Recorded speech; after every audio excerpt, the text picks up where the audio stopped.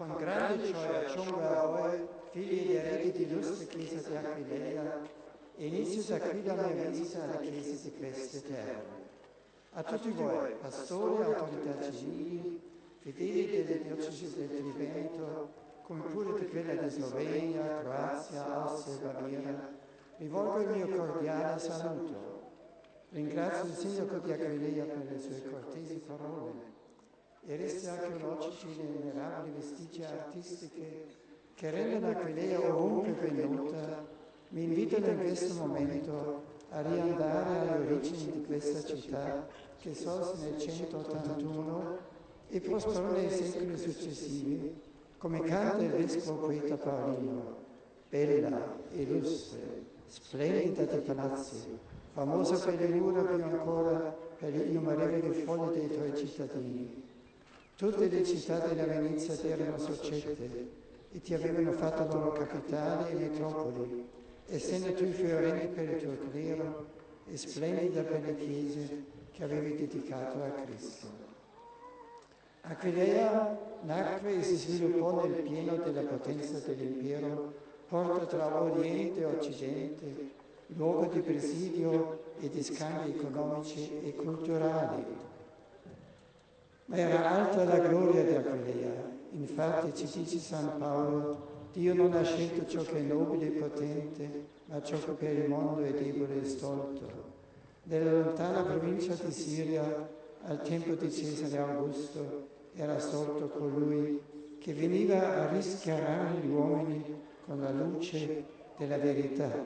Gesù, figlio di Maria e di Giuseppe, figlio consustanziale di Eterno del Padre, rivelatore dell'intramontare l'impero di Dio sugli uomini, del suo disegno di comunione per tutti i popoli.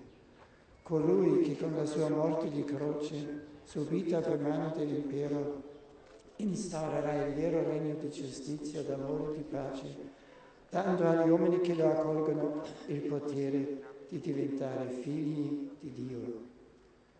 Da Gerusalemme, attraverso la chiesa di Alessandria, giunse anche qui il lieto annuncio della salvezza di Cristo. Giunse in questa regione romana il seme della grande speranza. Quella di Aquileia divenne ben presto, nella 10ª regio dell'impero, una comunità di martiri, di eroici testimoni della fede nel risorto, seme di altri discepoli, di altre comunità. La grandezza di Aquileia allora non fu solo di essere la nona città dell'impero, la quarta dell'Italia, ma anche quella di essere una chiesa viva, esemplare, capace di autentico annuncio evangelico, coraggiosamente diffuso nelle regioni circostanti e per secoli conservato e alimentato. Pertanto rendo omaggio a questa terra benedetta, irrorata dal sangue e dal sacrificio di tanti testimoni, e prego i santi martiri aquileiesi di suscitare anche oggi nella Chiesa discepoli di Cristo coraggiosi e fedeli, votati solo a Lui e perciò convinti e convincenti.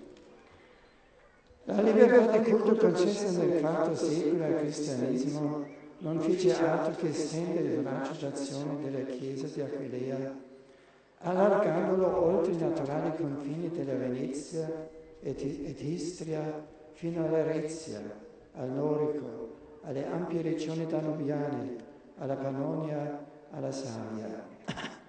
Andò così formandosi la provincia ecclesiastica metropolitana di Aquileia, a cui i vescovi di chiese assai lontane offrivano la loro obbedienza, ne accoglievano la professione di fede, si stringevano ad esse nei vincoli indissolubili della comunione ecclesiale, liturgica disciplinare e perfino architettonica. Aquileia era il cuore pulsante in questa regione, sotto la guida dotta ed intrepida di santi pastori che la difesero contro il dilagare dell'arianesimo. Fra tutti ricordo Chromazio, sul quale già mi soffermai nella catechesi del 5 dicembre 2007, vescovo premuroso ed operoso, come Agostino di Pona, come Ambrogio a Milano, santissimo e dotissimo fra i vescovi, come lo definì Girolamo.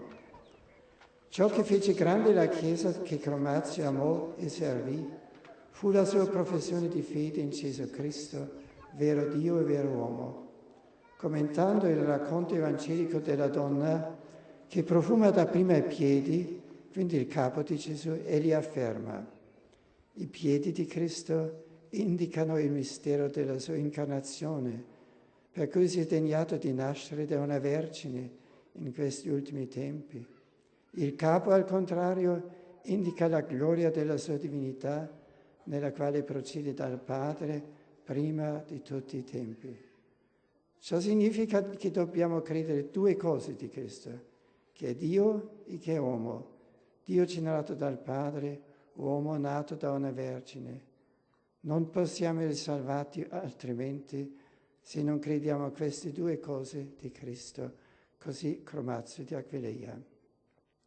Cari fratelli, figli ed eredi della gloriosa Chiesa di Aquileia, oggi sono in mezzo a voi per ammirare questa ricca e antica tradizione, ma soprattutto per confermarvi nella fede profonda dei vostri padri.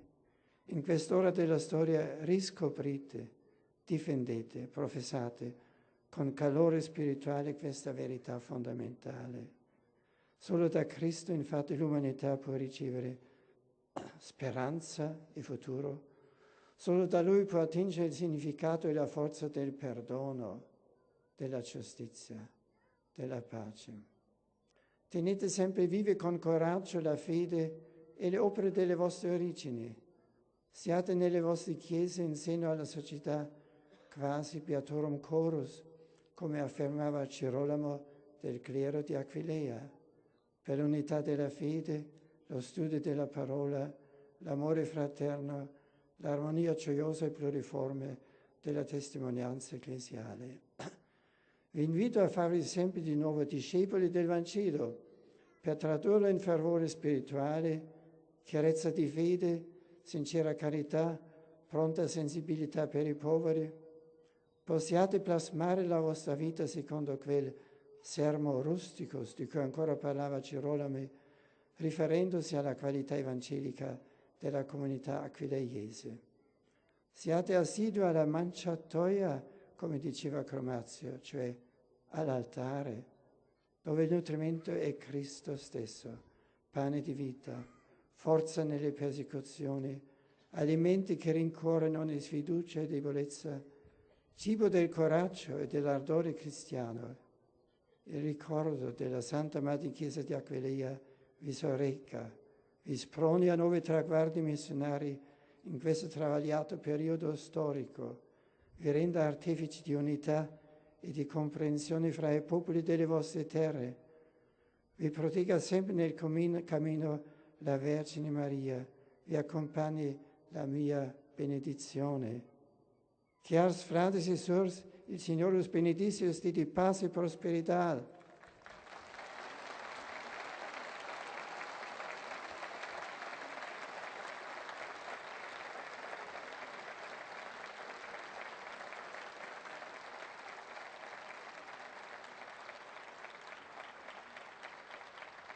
Von Herzen grüße ich die Gläubigen deutscher Sprache aus den angestammten christlichen Wurzeln eurer Heimat.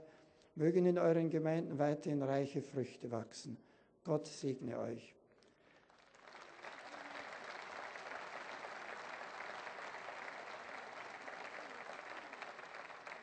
Lepo pozdravljam vse slovenske vernike. Bog blagoslovi vas in vaše družine.